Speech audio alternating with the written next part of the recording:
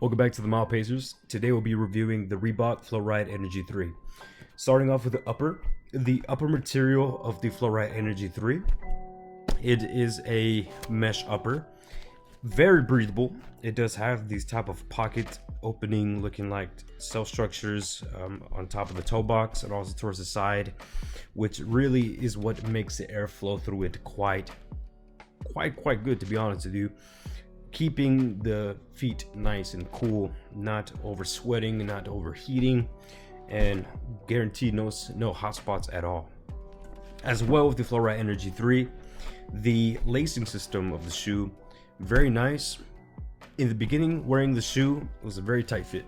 It was a very tight fit, but over some time, it really does kind of ease off, or in other words, kind of loosen up.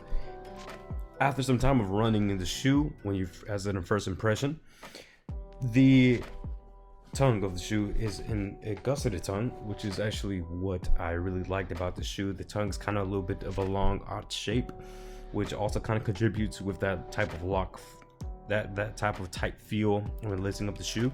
So in other words, that type feel of lacing up the shoe causes really no pain at all.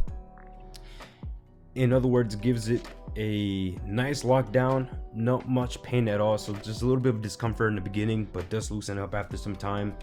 With the heel counter, that's probably the only thing that with the upper material is just kind of a little bit of a downside, but could get used to. Now the heel counter, it is a very rigid heel counter, but it's very tall. The heel is kind of very tall, so it's when running, it actually does cause a little bit of discomfort.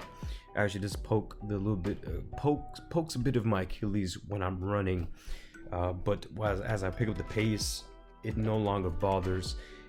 Got true to size, a size 10 in my size, and it's just that little bit of that downside, but after some time you get used to it. It's something that every time I put on the shoe, it's always going to bother me, poke my Achilles, but after some time while running, as mentioned, that eventually feeling goes away.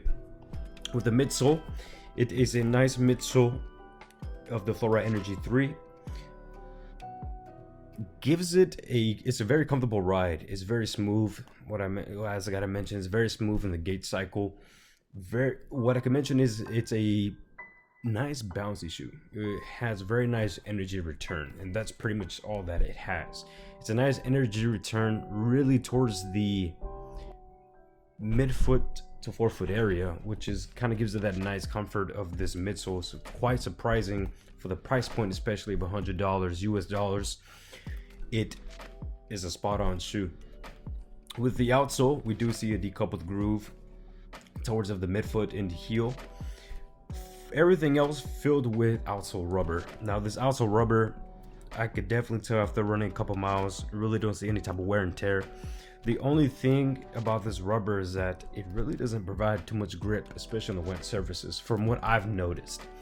I'm not sure if it's pretty much of a combination of how the midsole feels, kind of that bouncy feeling, and it does not grip so well in the forefoot area with the rubber, where it's has most of its outsole rubber filled.